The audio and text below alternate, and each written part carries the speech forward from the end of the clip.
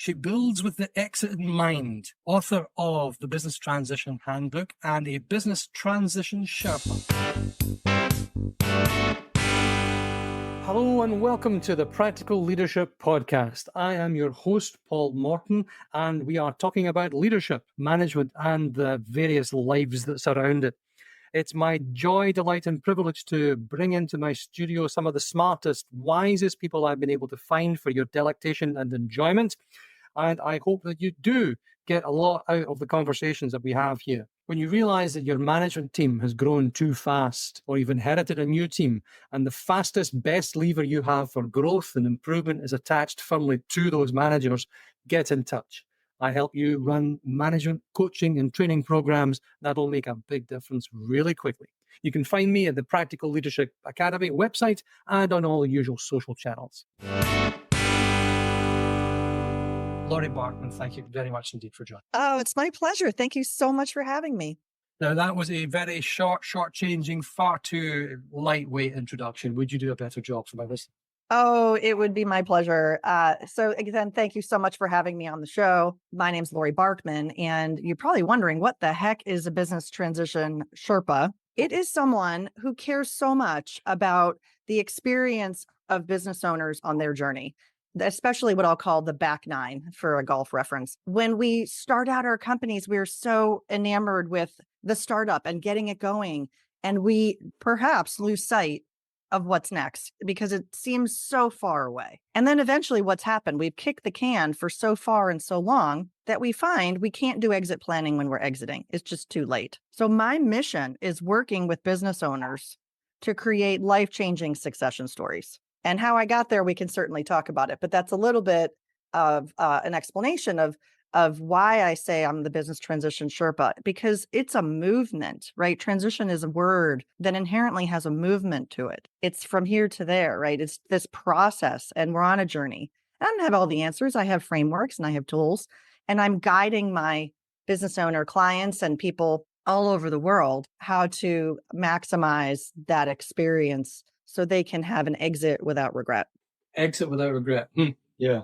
I think having spoken to quite a few people over the last, 18, 24 months, there's a lot of people who are either on the verge of just saying, no, we're done. We need more funding and we can't scale without it. Or I don't want to sell because I'm not going to get value. So therefore I keep plugging on in some cases. Or they're 40 something and they've been at it for 15 years and their husband or their wife is saying, honey, we're good, right?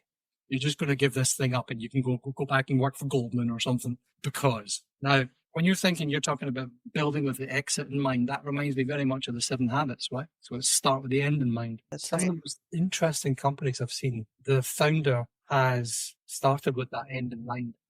You get a lot of advice not to do that. You look at SaaStr, you look at Jason Lemkin, you look at all these guys, and they say, no, just build a good business, just fine. And so what do you do when you go and you talk to someone you value where they are? Well, the first thing is to really understand what some of their goals are and what some of their challenges are. I do assessments to take a look at 3 different aspects of business readiness and personal readiness. So one is a personal readiness assessment, which is a great way to get to know a prospective client and also work through some tougher questions. These are questions that they may have no answers to. They're not sure what the question really mean, the implications of these questions. And it dovetails nicely with the second assessment, which is a business readiness. And the great part about taking these 2 together is they start to dovetail, especially when we start to think ahead on an exit, a question like, how far away are you from potential exit?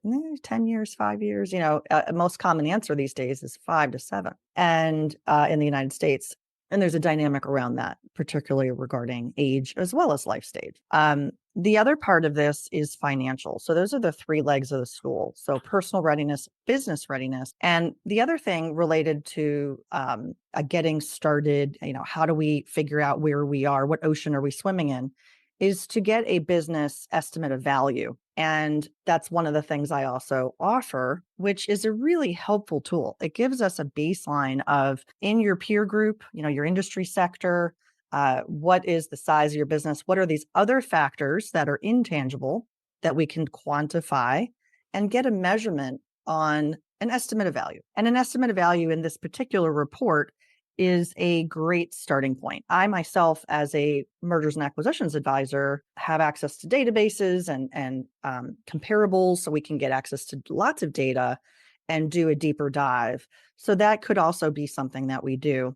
But at a minimum, we're taking a look at, well, what do we think we need in terms of financial exit, right, for us to live and live in a lifestyle that is meaningful to us. So maybe it has to do with your age, again, your life stage, right? If you're planning on exiting when you're 60 and you think you might live to 100, you've got 40 years in between to make sure you've, planned ahead. So all of these things, if you have a financial advisor who's helping you with that calculation, that's fantastic. If not, I have some tools that we use to back into a number, and it's the net number that counts. If you sell your business for $10 million and your walkaway number is less than 10 million, we have to acknowledge that there's taxes and other transaction expenses. So it's the net number, it's the maximum number. We're trying to maximize the number, but it's the net number ultimately, which is why one of my big messages in today's interview and other conversations that I have all the time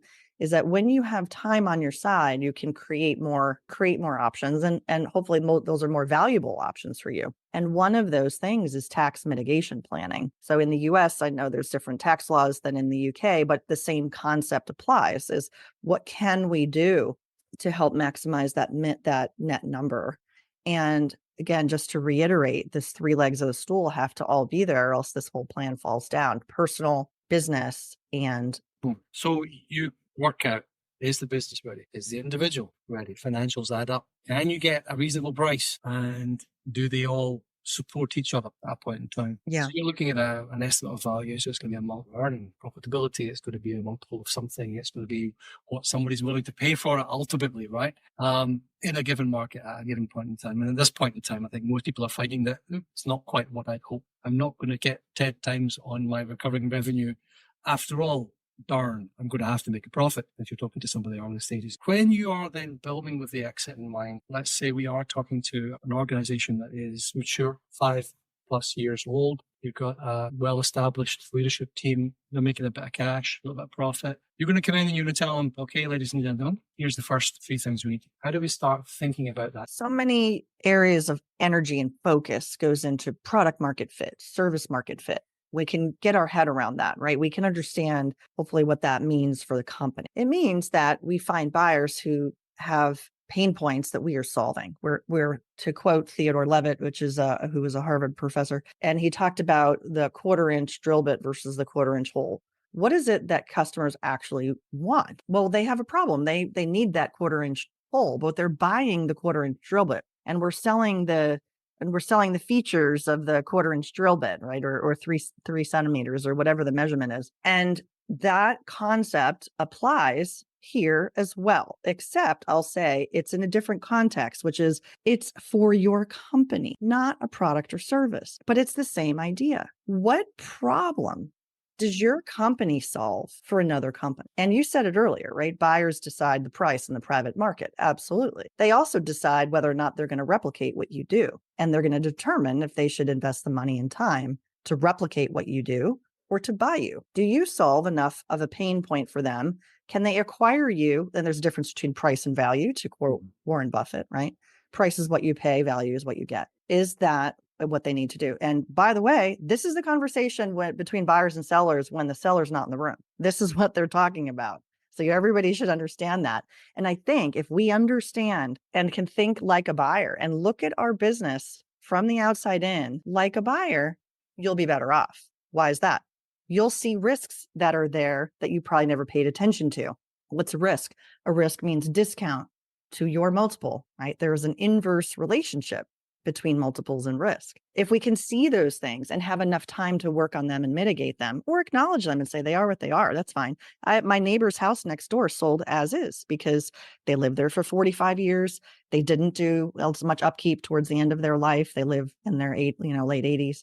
And that's understandable, right? So the buyer kind of knows, hey, we're getting a business, we're getting it at a discount, and that's okay. And that might be a situation also. Either we're going to work hard to eliminate some of the challenges to price potential challenges to price, or we're not. Question is are you aware of what they are? Or are you going to be surprised, right? Are you going to get to the negotiation table and then learn your contracts are not transferable, your lease isn't transferable, and so on and so on. The things that you thought weren't going to be a problem are a problem. And now all of a sudden, your closing date, instead of being next week, is now in 3 months or not at all, right? So these things happen all the time. Yeah, and your values, because you want me to innovate on what exactly? And you have staff and where? Yeah. No. And it does. I've seen way, I'm sure you're exactly the same situation. Of the transactions that I've been involved in, I've seen, I couldn't even begin to think of the ratio, but it's vastly more fail at the last hurdle than succeed, vastly. And it is just the nature of the beast. It's the nature of complex moving parts. How then can you, as superior being, avoid this last hurdle failure? You're starting with the end in mind.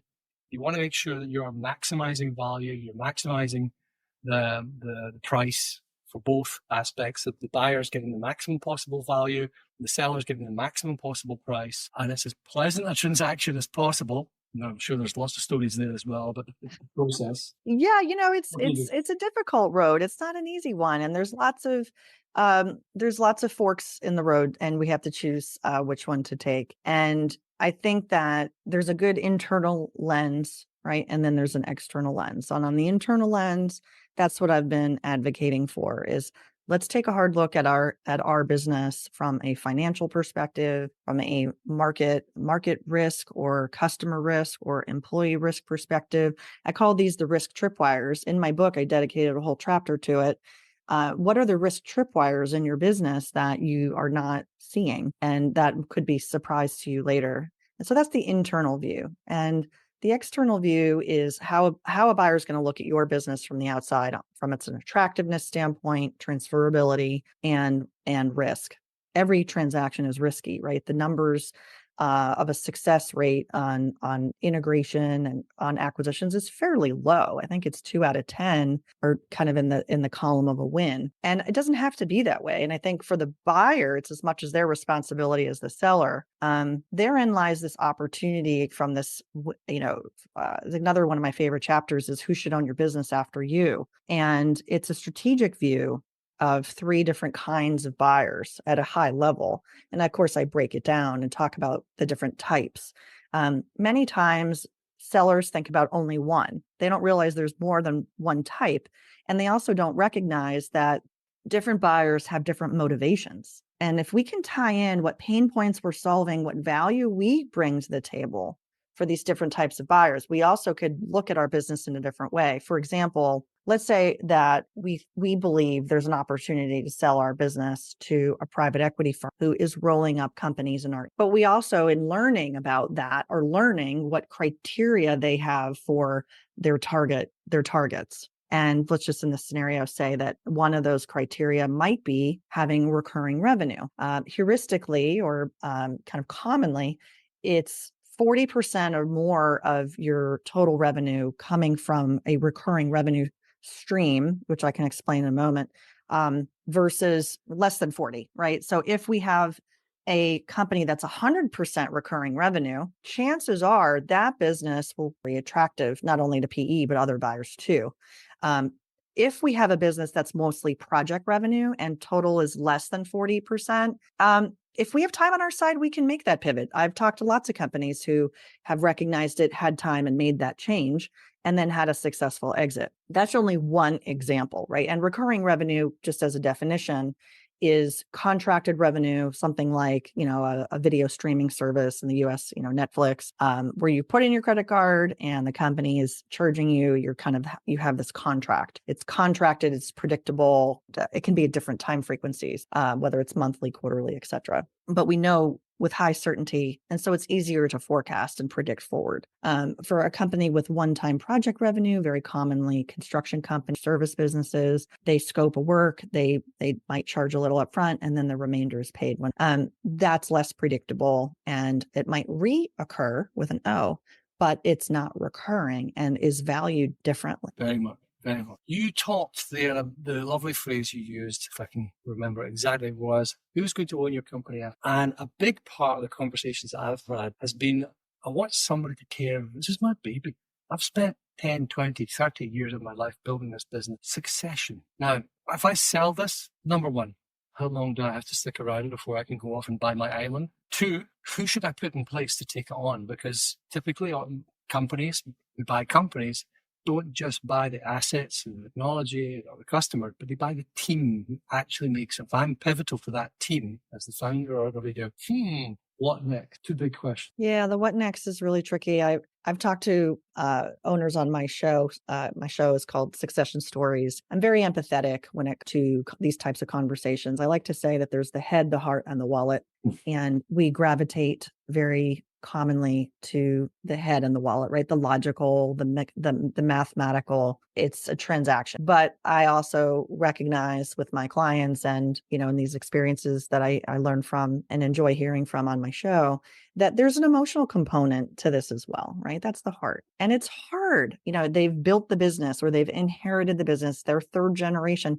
My backstory was that I was hired in from the outside in a third generation run a subsidiary. So I had a CEO title in a $1 billion plus organization. My unit was about 150 million US revenue. And I was intending to be there a long time, like 20 plus years. I was so excited. I was in my young 40s. And what happened is when a company was ready, big global transportation was ready, they approached us. We didn't know they were looking at us for 6+ years. We had no idea. But when they were ready, they approached us. And it turned into a successful transaction and a successful integration. And I was part of that integration. And then I moved on. And that's what got me my start in mergers and acquisitions and being Transition Sherpa, was seeing this something like this so intently and up close. And I mention this because yes, of course there was emotion when the owners, not the founders, excuse me, it was a 125-year-old company.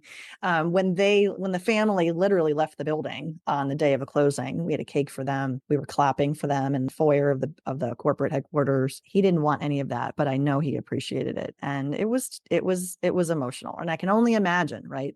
Can only imagine. So I have a high empathy for people who don't see themselves separately from us. Their identity is very tied in with the business for whatever reason, either because of the founder status or because of family status or just status in general, right? So many times we get a feeling of power, of influence in the community. There was one guy who was on my show, and the family business was fourth generation bleach, like a consumer product that's sold in the supermarket. And he said, and it was not a positive exit experience, put it that way. He talks all about it on the show, but just to summarize, he kind of left in a sad way, right? It wasn't a pleasant experience. And he said he can't even walk down the supermarket aisle, the bleach aisle. He can't even see his own family product. It hurts him too much. That's an example of what we want to try to avoid. No one wants that. The other, what he said was, yeah, we used to sponsor the baseball teams and our family name was on the t-shirts, and now it's not just a commodity. And so there's all kinds of variations of that story that are out there. Another variation of the story is people who just can't imagine a life outside the company because of how they'll spend their time. I just had lunch yesterday with someone who's running a financial services firm, and his younger son is taking over. And he is literally in the throes of this of, oh, well, I wanted to be involved in marketing, but they blocked me out of it. They had meetings without me. They're talking strategy without me. And I said, well, how does that feel? And we talked a bit about that, and it wasn't feeling very good for him. And he's in this in-between space. What I try to do with my clients is, again, if we have enough time, we're not only setting a vision for the business transition and might be the best fit buyer for you in the future, we also spend time from a strategic planning standpoint on the personal side. Because if we can create what I call pull factors, if we can create things that are going to pull you into your next thing, right? What's next? We got to define what's next. And if we don't know, that's okay. We can talk about that. What are things that might be something to pull you into? If we don't have pull factors, what do we have? We might have push factors. And those are more negative feeling. And there's correlation on price, by the way. If we have more negative things that are pushing us out of our company, you can imagine, right? Like death, divorce. dissolution of a business, disaster. If we have these negative things, we call them the 5 Ds, there's going to be sharks swirling in the water if you're trying to sell. It just makes sense, right? There's all kinds of inherent risk and challenge in the business and the situation. On the other hand, if we have things that are exciting for us, we're excited about that. What are we going to do? We're going to commit mentally to work on this. We're not going to be a can kicker. We're going to work on it. We're excited to work on it. So that people in their 80s that say, I'm never leaving. Well, of course, they're not committed to it. Your body's not going to follow, your mind's not. And the people in the middle, you might ask, well, what about retirement? Is that a pull or a push? Is it a positive or a negative? Is there a positive correlation on price or negative? It's actually a neutral. So I think it depends. And my warning for the folks in the middle who are finding themselves in this middle space is to not get complacent. If you say, oh yeah, my exit is in 10 years. And then my follow-up question to you is, oh, okay, well, tell me about that. Are you going to continue to grow? Are you going to continue to invest? Are you going to look to acquire a company? Nope. We're just going to be as we are. We're going to coast. Oh, okay. So you've got 10 years of coasting. What do we think your competitors are going to do? So this is a real example. I was in a webinar. Lunch. They're going to eat your lunch. They're going to eat your lunch. I was in a webinar. I'm like, I kind of put this guy in the hot seat a little bit, and he said he didn't mind, but he probably did. I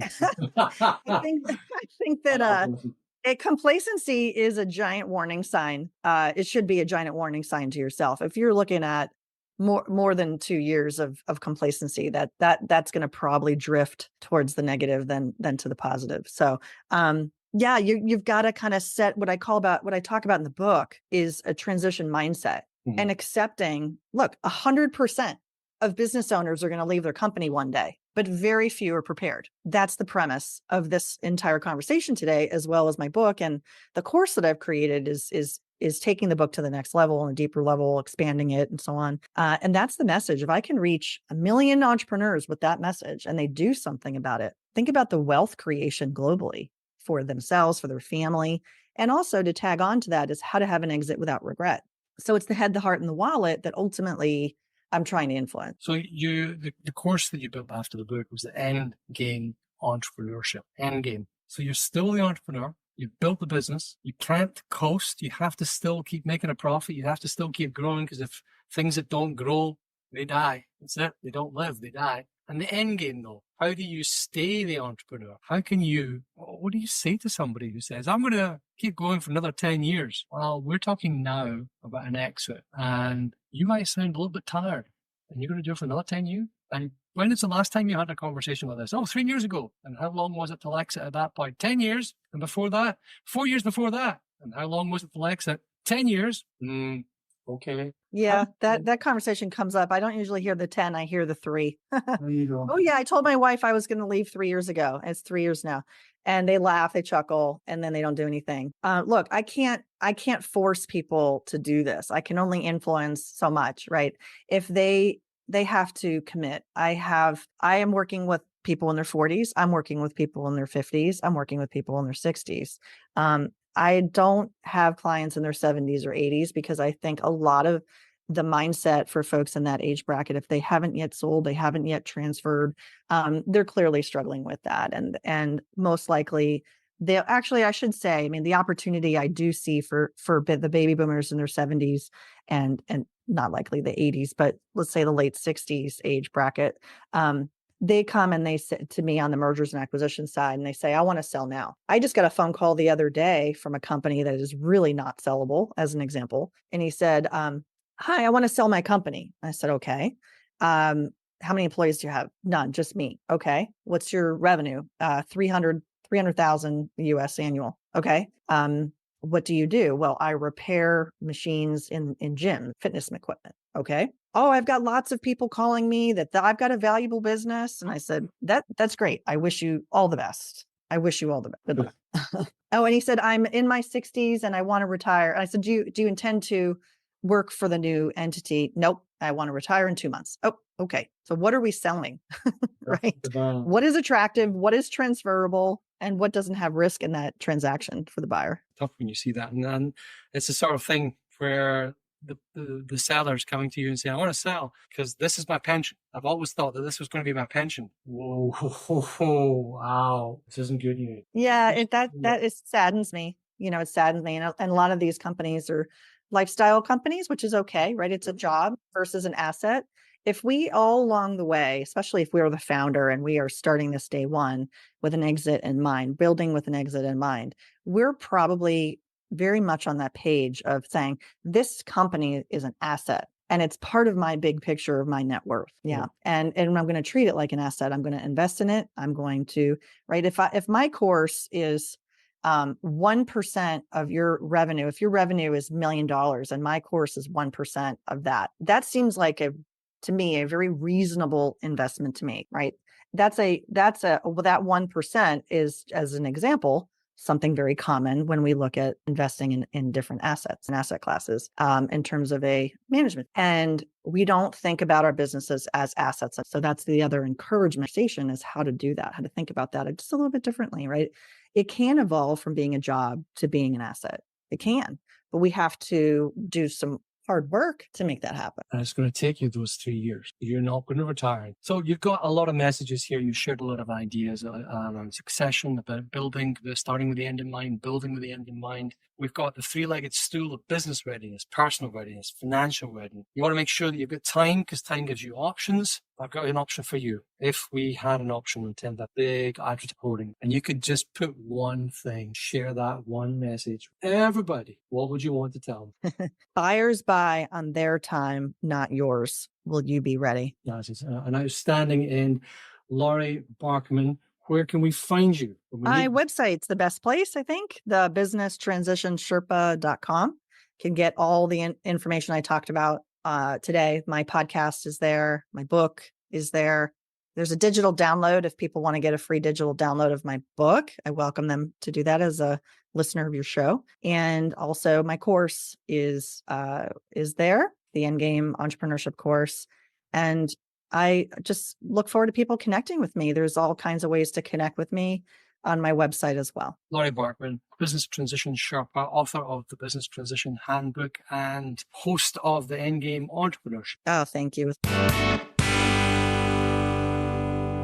And that's a wrap. I hope you enjoyed the show. Thank you for joining me. If there's ever anything I can do to help you on your journey, then do please reach out. You can find me on LinkedIn and all the usual sources. Do please subscribe, leave me your 5-star review, and most importantly, get in touch with your comments and feedback. It's really how I grow, and that's what I'm doing this for.